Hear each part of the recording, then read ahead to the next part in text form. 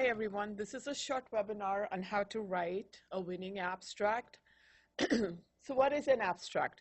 It is a concise single paragraph summary that you use to represent your larger work, your research. It provides a snapshot of your research and it shows what you have done. Usually abstracts are 200 to 500 words, and what they should do is tell the story of your research. And it's a sales pitch. It's what a reviewer looks at to accept your presentation or your paper. Let's go over some really quick tips before we get started on the components of an abstract. Before you start writing, make sure you read all abstract submission instructions really carefully. Make sure you can open the online web application that you need to use to submit the abstract. Take note of the deadline, the time, and the day, and the date, and the day of the conference or the presentation.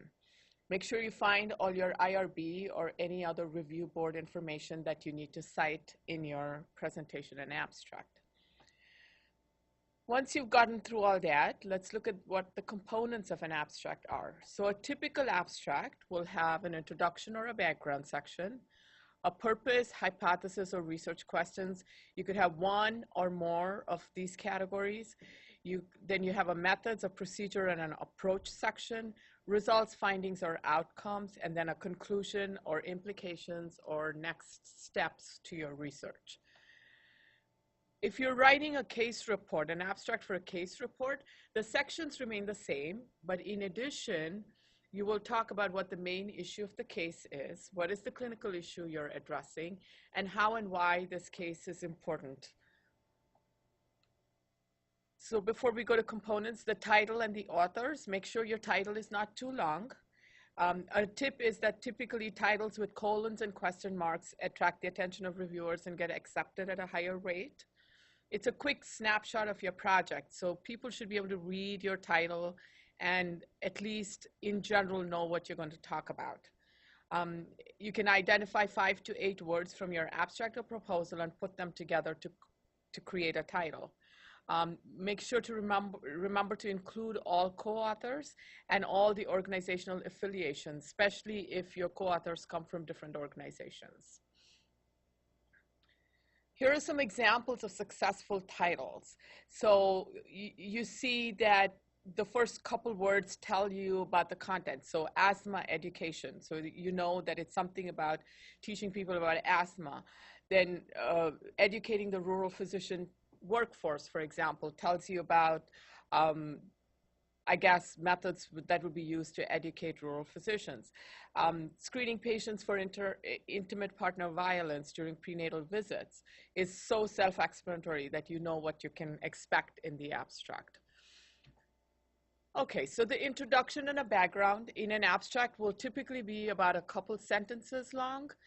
In those 2 sentences, you will explain what is known about the topic, what is not known about the topic, and what your research is going to do to address what is not known. Always remember, no citations are ever included in an abstract. Your citations are reserved for your presentation or your poster. The purpose is typically the end of the introduction section in an abstract, and it will reflect the purpose of the study of the research. If you have a hypothesis, then you'll state your hypothesis, or if you have research questions, you'll state your research questions.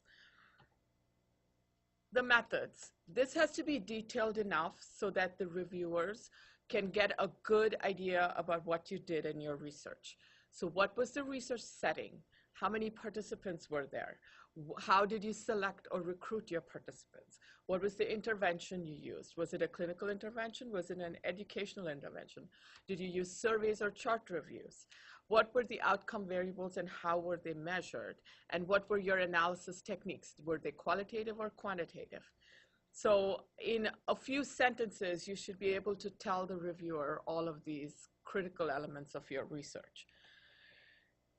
Then you go on to the results section where you will clearly state how many participants were in your study, describe the participants in your study. So if you have sociodemographic data, or if it's not appropriate and you have clinical indicators on your participants, this is where you will state it. You will discuss or highlight some of the most important data findings. And if you've done a statistical analysis, then you will present p-values or the significance of your results.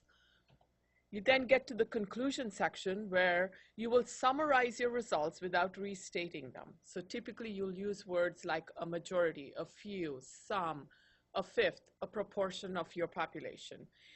You don't include limitations in an abstract, but you will include it in your paper or your presentation or your poster.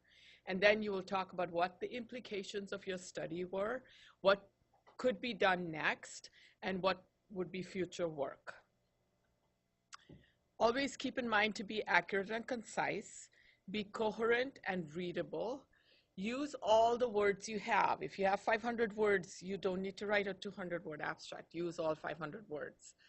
Do not criticize your own project. Don't badmouth it. Avoid first-person pronouns like my, I, we, us. If your study is complete, make sure to change the tense and write in a past tense. And do not use slang or colloquial terms. Look through some journals or journal articles to see what kind of language is typically used for an abstract. What if you're writing an abstract before your research is all complete? Then you write the abstract as much as possible. You should be able to write an introduction and background. You should be able to write a methods, but you could use a future tense to express what you think your findings may be. So you can say, for example, in the data section, data will include, and kind of give a list of things that you anticipate finding in your study.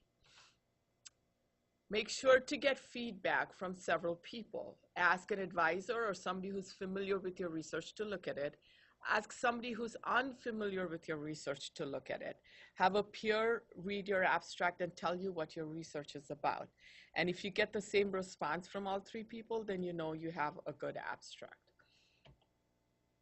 Let's go through some examples of how not to write an abstract. So the first example is of an introduction statement that says, diabetes is a public health problem that affects many people.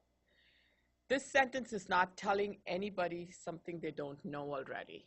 So the key of an introductory statement should be, it should be specific and it should not state the obvious. So the way you would change this is put in a percentage or a proportion of a population that you're studying that has diabetes.